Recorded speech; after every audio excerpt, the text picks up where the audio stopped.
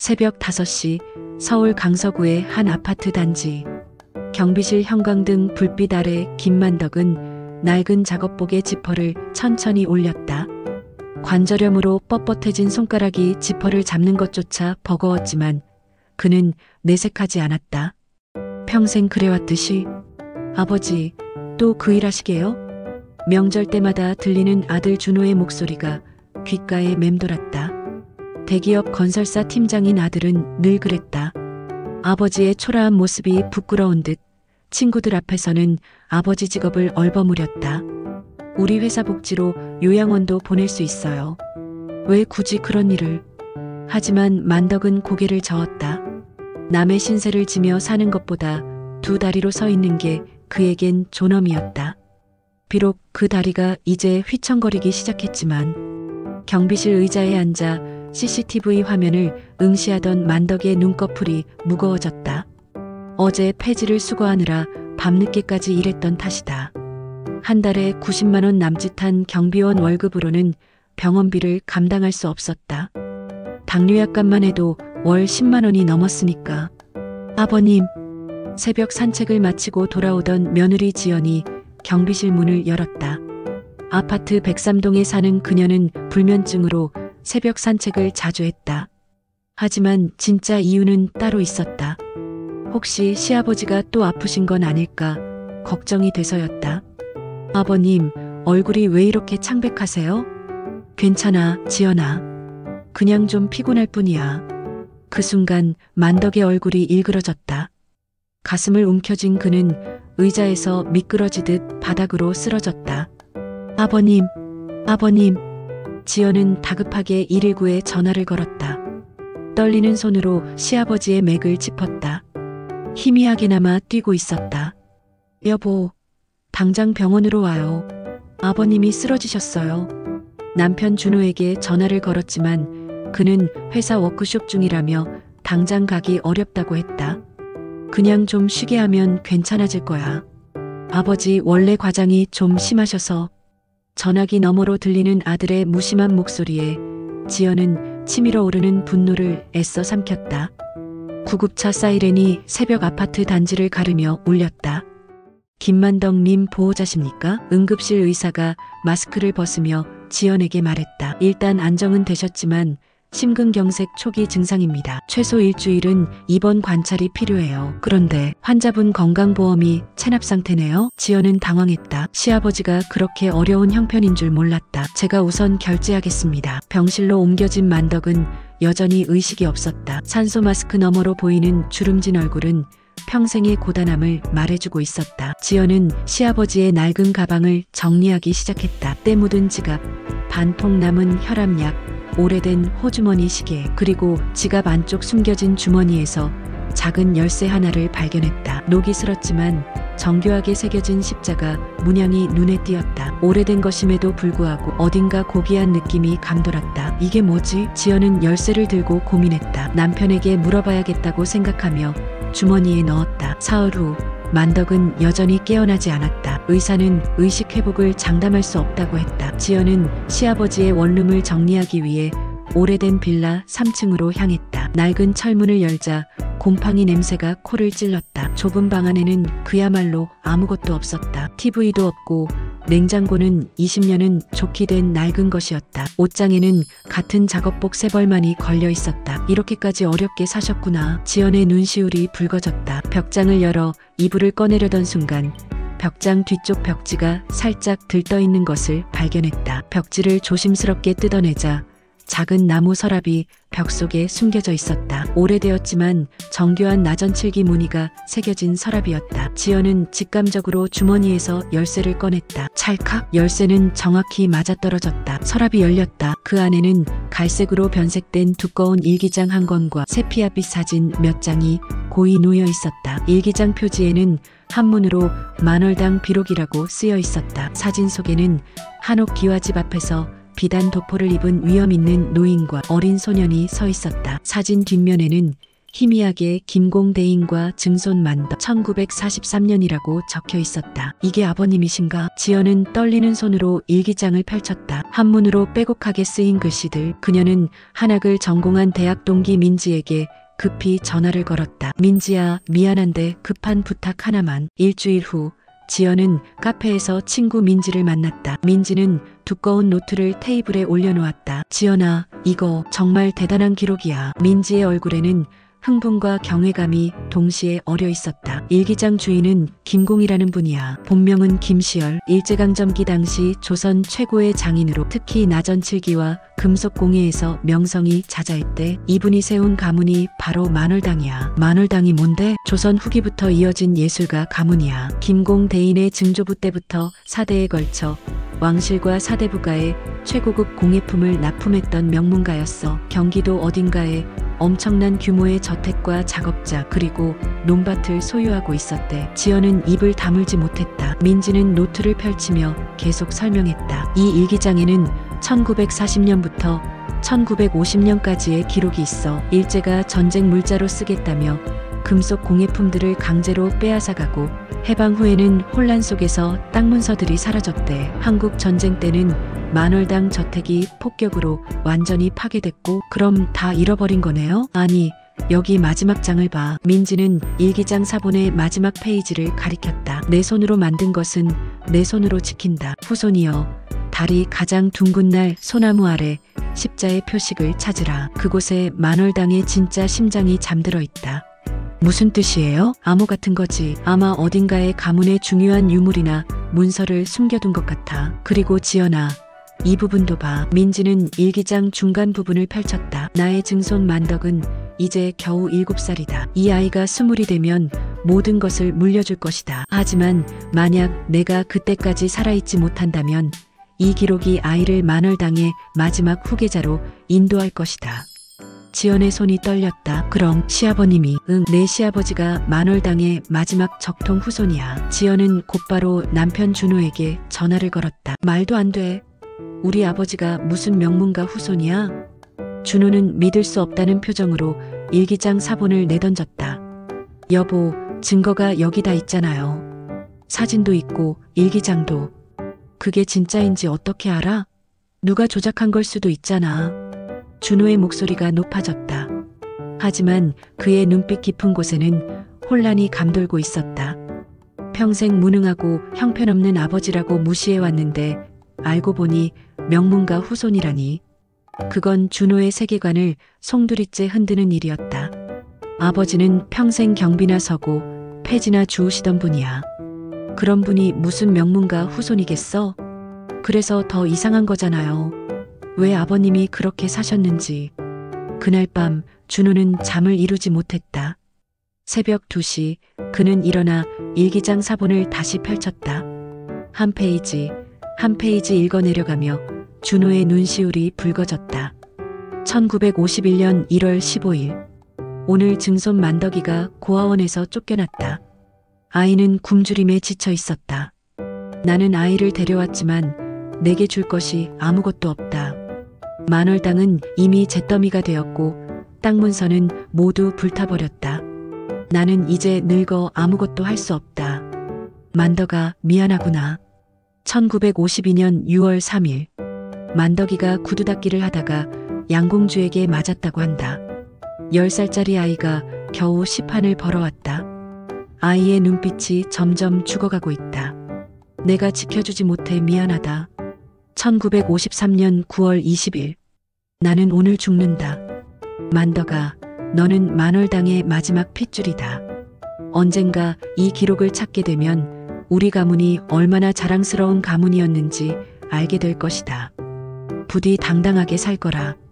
준호는 일기장을 덮으며 눈물을 흘렸다. 아버지는 고아원에서 쫓겨나고 구두 닦기를 하고 전쟁의 혼란 속에서 혼자 살아남았다. 그리고 그 어떤 원망도 없이 묵묵히 가족을 위해 평생을 살아왔다. 아버지, 제가 잘못했습니다. 다음 날 아침 준호는 회사에 휴가를 냈다. 그리고 국가기록원, 구청, 토지박물관을 찾아다니기 시작했다. 일주일간의 추적 끝에 준호는 놀라운 사실을 발견했다. 경기도 광주시 일대에 만월동이라는 지명이 남아 있었고 그곳의 옛 지적도에는 김시열 소유라고 표기된 광대한 토지가 기록되어 있었다. 약 3만 평. 현재 시세로 환산하면 최소 500억 원대의 땅이었다. 그리고 그 땅은 현재 성진그룹이라는 기업 소유로 등기되어 있었다. 성진그룹이요? 준호는 변호사 사무실에서 자료를 펼쳐놓고 있었다. 네, 1960년대에 이 땅을 정당하게 매입했다고 주장하고 있습니다. 하지만 매매 문서를 보면 이상한 점이 많아요. 중견 변호사 최민준 55세은 서류를 가리키며 설명했다. 판매자가 김만룡이라는 사람으로 되어 있는데 이 사람은 김시열 선생의 오촌 조카뻘이라고 주장한 사람입니다. 하지만 실제로 그런 혈연관계가 있었는지는 의심스럽습니다. 그럼 사기 아닙니까? 그걸 증명해야죠. 60년 전 일이라 증거를 찾겠습니다. 무슨 수를 써서라도. 준호의 결심은 확고했다. 하지만 상대는 만만치 않았다. 성진그룹 회장 정철호 68세는 지역 유지로 여러 정치인들과 연줄이 있는 인물이었다. 준호가 소송을 제기하자 그는 즉각 대응에 나섰다. 김만덕? 그 경비원이 우리 땅을 자기 거라고? 정철호는 비웃었다. 확실하게 짓밟아. 감히 우리 가문에 손을 대? 곧 준호에게 협박 전화가 걸려오기 시작했다. 소송 취하하세요. 안 그러면 당신 회사에도 소문 날 겁니다. 아버님이 요양병원에 계시던데 잘못하면 그 병원에서도 못 계실 수 있어요. 준호는 분노했지만 동시에 두려웠다. 하지만 며느리 지연은 달랐다. 여보, 우리가 물러서면 안 돼요. 이건 아버님의 명예 문제예요. 지연은 직접 광주시 일대의 옛날 주민들을 찾아다녔다. 80대, 90대 노인들을 만나 만월당에 대한 증언을 수집했다. 만월당? 그럼 있었지.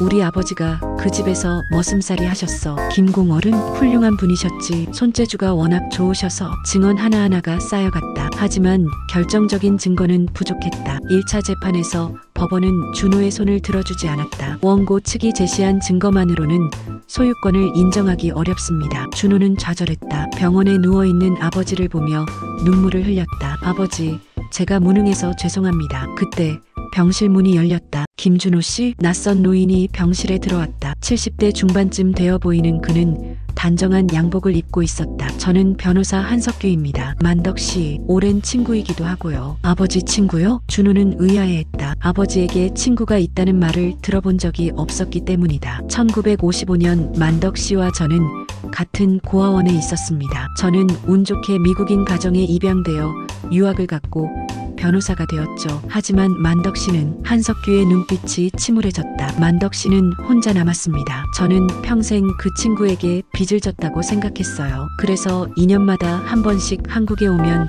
찾아뵙곤 했죠. 하지만 친구는 늘 저를 만나지 않으려 했어요. 왜요? 자존심 때문이었겠죠. 하지만 10년 전 만덕 씨가 저를 찾아왔습니다. 한석규는 낡은 가방에서 작은 노트를 꺼냈다. 이걸 제게 맡기며 말했습니다. 석규야, 내가 죽거든 이걸 내 아들에게 전해다오. 그리고 도와줘라.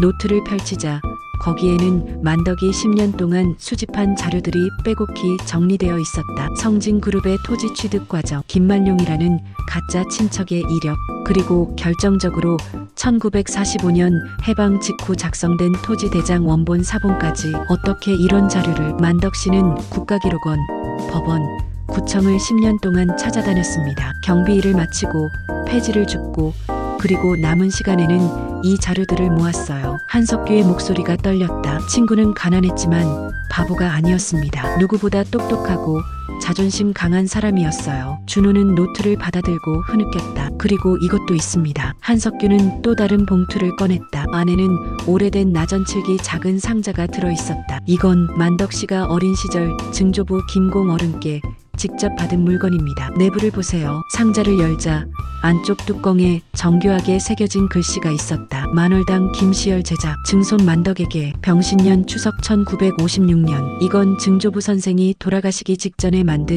마지막 작품입니다. 국립중앙박물관에 있는 김시열 선생의 다른 작품들과 비교하면 제작자를 명확히 증명할 수 있어요. 한석규는 준호의 어깨를 두드렸다. 제가 이번 재판을 맡겠습니다. 무료로. 변호사님, 저는 친구에게 진 빚을 갚는 겁니다. 2차 재판이 열렸다. 한석규 변호사는 차근차근 증거를 제시했다. 토지 대장, 증언, 그리고 나전칠기 상자와 박물관 소장품의 비교 분석 결과 재판부의 분위기가 달라지기 시작했다. 그러나 성진그룹 측도 가만히 있지 않았다. 그들은 김만룡의 후손이라는 사람을 증인으로 내세웠다. 우리 할아버지는 정당하게 그 땅을 팔았습니다. 재판은 치열해졌다. 그리고 마지막 변론 날 한석규 변호사는 폭탄 선언을 했다. 재판장님, 마지막 증인을 신청합니다. 법정 문이 열렸다. 휠체어에 앉은 김만덕이 들어왔다. 아버지.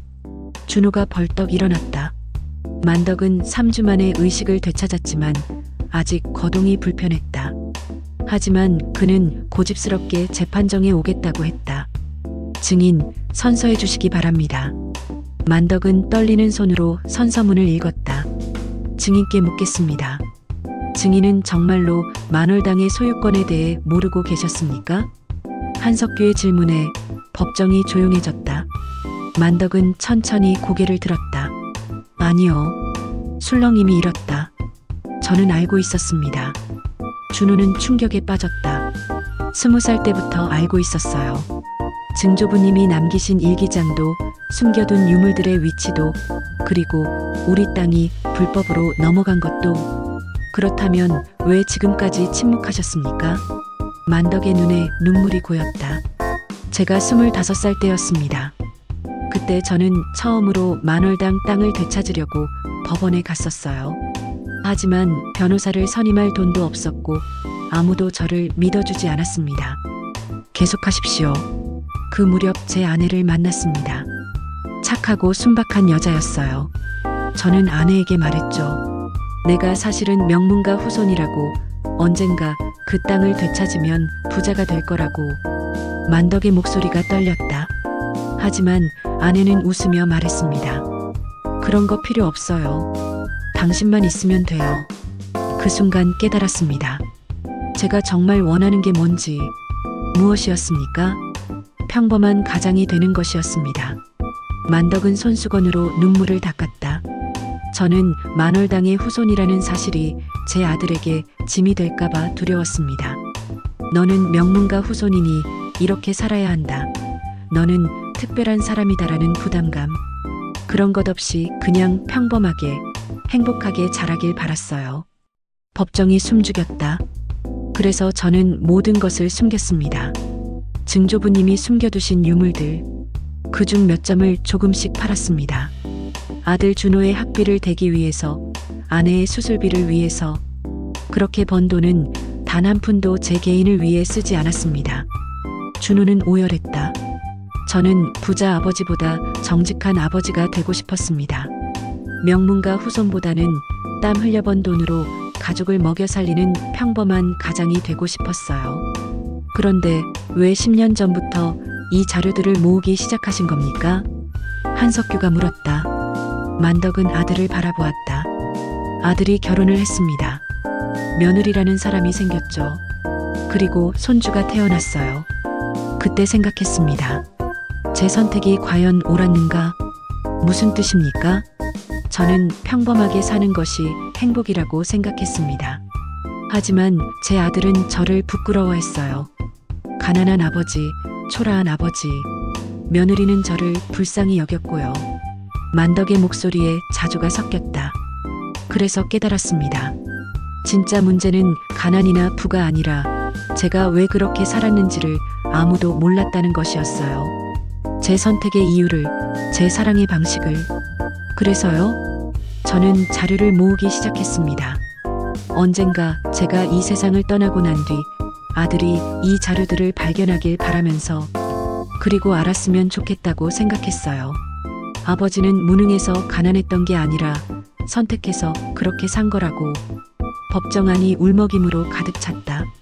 하지만 한 가지는 꼭 되찾고 싶었습니다. 만덕의 눈빛이 강렬해졌다. 우리 조상님들의 명예입니다. 만월당이라는 이름, 증조부님 김시열 선생의 이름. 그것만은 제가 죽기 전에 반드시 되찾고 싶었어요. 땅이나 돈이 아니라 우리 가문이 떳떳했다는 것. 그 자부심 하나만은. 만덕은 재판장을 향해 깊이 고개 숙였다. 재판장님, 저는 많은 것을 요구하지 않습니다. 다만 만월당이라는 이름이 김시열이라는 이름이 부정직한 방법으로 지워진 것을 바로잡아 주십시오. 그것이 제 마지막 소원입니다. 재판장은 잠시 침묵했다가 입을 열었다. 충분히 검토하겠습니다. 다음 주에 최종 판결을 내리겠습니다. 재판이 끝나고 휠체어에 앉은 만덕을 준호가 밀었다. 법원 복도에서 지연이 달려와 시아버지의 손을 잡았다. 아버님, 그렇게 힘드셨는데 왜 아무 말씀도 안 하셨어요? 만덕은 며느리의 손을 꼭 잡았다. 지연아, 고맙다. 내가 아니었으면 이 늙은이는 그냥 묻힐 뻔했구나. 아버님, 너는 진짜 효부야. 아들보다 내가 더 나을 정도로. 지연은 눈물을 흘렸다. 준호는 아버지 앞에 무릎 꿇고 앉았다. 아버지, 용서해 주세요. 저는 아버지를 몰랐습니다. 평생 아버지가 자랑스럽지 않았어요. 부끄러웠어요. 하지만 이제 알았습니다. 만덕은 아들의 머리를 쓰다듬었다. 괜찮다, 준호야. 아버지도 잘못했다. 내 선택을 너에게 설명하지 않았으니까. 그게 더 큰 잘못이었지. 아닙니다, 아버지. 이제부터라도 잘하면 돼. 아버지가 살아있을 때 효도 많이 해라. 세 사람은 법원 복도에서 한참을 울었다. 일주일 후 판결이 내려졌다. 원고 승소. 피고 성진그룹은 경기도 광주시 만월동 일대 토지 3만 2천 평에 대한 소유권을 원고 김만덕에게 반환할 것. 또한 60년간의 부당 점유에 대한 손해배상금 50억 원을 지급할 것. 재판장의 목소리가 법정에 울려 퍼졌다. 또 한 번 재판부는 김시열 선생과 만월당 가문이 역사적 가치를 인정하며 문화재청에 관련 조사를 의뢰할 것을 권고합니다. 만덕은 조용히 눈을 감았다. 증조부님, 이제 편히 쉬십시오. 손자가 명예를 되찾았습니다. 판결 이후 6개월이 흘렀다. 경기도 광주시 만월동, 한때 잿더미였던 그곳에 전통 한옥 양식의 아름다운 건물이 들어섰다. 만월당 문화재단. 현판이 걸린 정문을 지나면 넓은 마당과 정원이 펼쳐진다. 소나무가 심어진 언덕 아래에는 작은 비석이 하나 서 있다. 만월당 창건자 김시열 선생 추모비. 그리고 그 옆에는 유리로 된 전시관이 있다. 안에는 만덕이 평생 숨겨두었던 나전칠기 작품들과 김시열 선생이 남긴 도면들, 그리고 일기장이 전시되어 있다. 할아버지, 이거 진짜 할아버지 증조할아버지가 만든 거예요? 8살 손자 민준이가 신기한 듯 전시품을 바라보았다. 그렇단다. 민준아, 우리 증조할아버지는 조선 최고의 장인이셨어. 만덕은 손자의 손을 잡고 전시관을 걸었다. 건강이 많이 회복된 그는 이제 지팡이만으로도 걸을 수 있었다. 할아버지, 그럼 우리 엄청 부자예요? 민준아, 만덕은 손자를 안치고 눈을 맞췄다. 돈이 많다고 부자가 아니란다. 진짜 부자는 자랑스러운 조상과 사랑하는 가족이 있는 사람이야. 우리 민준이는 둘 다 가졌으니 정말 큰 부자지. 네, 민준이가 환하게 웃었다. 정원 한쪽에서는 준호가 재단 직원들과 회의를 하고 있었다. 내년부터는 전통 공예 장학금을 시작합니다. 어려운 환경의 아이들이 공예를 배울 수 있도록. 그리고 이 건물 일부는 지역 노인분들을 위한 문화센터로 개방할 겁니다. 준호는 더 이상 대기업 팀장이 아니었다. 회사를 그만두고 만월당 문화재단의 이사장이 되었다. 연봉은 절반으로 줄었지만 그의 얼굴은 어느 때보다 밝았다. 여보, 티타임 준비됐어요. 지연이 쟁반에 차와 전통 과자를 들고 왔다. 그녀는 재단의 사무국장이 되어 모든 실무를 책임지고 있었다. 아버님, 차 드시러 가요. 세 식구는 정자로 향했다. 그곳에는 만덕이 손자와 함께 앉아 있었다. 아버지, 차 가져왔습니다. 오냐, 고맙다. 가족들은 둥글게 앉았다. 가을 오후의 햇살이 따스하게 정원을 비췄다. 아버님, 다음 주에 문화재청에서 증조할아버지 작품을 국가무형문화재로 지정한다고 발표한대요. 그래, 증조부님이 좋아하시겠구나. 만덕은 하늘을 올려다보았다. 아버지, 준호가 조심스럽게 말했다. 제가 평생 아버지를 오해했던 것 정말 죄송합니다. 그만하자, 준호야. 이제 다 지난 일이야. 아니에요, 아버지. 저는 매일 후회합니다. 왜 진작 아버지를 이해하려 하지 않았을까? 왜 아버지 말씀에 귀 기울이지 않았을까? 만덕은 아들의 손을 잡았다. 준호야, 후회는 과거를 바꾸지 못한다. 하지만 지금부터 잘하면 돼. 내 아들 민준이에게는 좋은 아버지가 되어라. 그게 할아버지가 바라는 거다. 네 아버지. 지연이 시아버지께 차를 따라드렸다. 아버님, 이번 달부터 재단에서 무료급식 봉사도 시작하기로 했어요. 아버님처럼 어려운 노인분들을 위해서요. 만덕의 눈가에 미소가 번졌다. 좋은 생각이다, 지연아. 받은 것은 다시 나눠야지. 아버님이 평생 그렇게 사셨잖아요. 나는 아니다. 나는 그냥 살아남으려고 발버둥 친 것뿐이야. 아니에요 아버님. 지연이 시아버지의 손을 꼭 잡았다. 아버님은 우리 모두의 영웅이세요. 해가 지기 시작했다. 서쪽 하늘이 붉게 물들었다. 만덕은 정자에서 일어나 천천히 언덕을 올라갔다. 소나무 아래 추모비 앞에 섰다. 증조부님. 만덕은 비석에 손을 얹었다. 이제 다 끝났습니다. 만월당의 이름을 되찾았고 선생님의 작품들도 세상에 빛을 보게 되었습니다. 늦었지만 후손이 할 일을 했습니다. 바람이 소나무 사이로 불어왔다. 그리고 저도 이제 알겠습니다. 진짜 유산이 무엇인지. 땅도 아니고 돈도 아니고 명예도 아니었습니다. 가족을 향한 사랑. 그것이 진짜 유산이었습니다. 만덕은 눈을 감았다. 나는 평생 가난했지만 부자였다. 사랑하는 사람들이 있었으니까. 할아버지. 민준이가 언덕을 올라왔다. 할아버지, 엄마가 저녁 먹으러 오래요. 그래, 가자꾸나. 만덕은 손자의 손을 잡고 언덕을 내려왔다. 저 멀리 한옥 건물에서 불빛이 하나둘 켜지기 시작했다. 아들과 며느리가 손을 흔들고 있었다. 만덕은 그 모습을 보며 미소 지었다. 이게 바로 만월당이구나. 보름달처럼 가득 찬 가족의 사랑. 그날 밤 만월당 정원에는 정말로 보름달이 떠올랐다. 둥글고 밝은 달빛이 한옥 지붕을, 소나무를, 그리고 마루에 모여 앉은 가족들을 비췄다. 만덕은 가족들 틈에 앉아 차를 마셨다. 손자 민준이는 할아버지 무릎에 기대 잠들었다. 아버지, 행복하세요? 준호가 물었다. 만덕은 달을 올려다보며 대답했다. 그럼 아주 많이. 정말요? 그래, 이만하면 충분히 살 만큼 살았다. 아버지, 아니 진짜야. 나는 이제 여한이 없다. 가족이 모두 건강하고 조상님의 명예도 되찾았고 내 손자도 이렇게 예쁘게 자라고 있으니. 만덕은 잠든 손자의 머리를 쓰다듬었다. 내가 바라던 게 다 이루어졌어. 이보다 더한 복이 어디 있겠니? 지연이 시아버지 어깨에 쇼를 덮어드렸다. 아버님, 감기 드시면 안 돼요. 고맙다 지연아. 너 정말 착하다. 제가 뭐려. 아버님이 저희한테 해주신 것에 비하면. 우리 이제 그런 얘기 그만하자. 만덕이 가족들을 돌아보았다. 앞으로만 보고 살자. 과거는 과거야. 중요한 건 지금 이 순간이란다. 네 아버지, 네 아버님. 가족들은 달빛 아래 오랫동안 앉아 있었다. 때로는 이야기를 나누고 때로는 침묵 속에서 서로의 온기를 느끼며. 만월당의 첫날 밤은 그렇게 깊어갔다. 2년 후 만월당 문화재단 올해의 사회공헌 대상 수상. 신문 일면에 만덕과 준호, 지연이 함께 찍은 사진이 실렸다. 재단은 2년 만에 지역 최고의 문화명소가 되었다. 매주 수백 명의 방문객이 찾아왔고 전통 공예 교실에는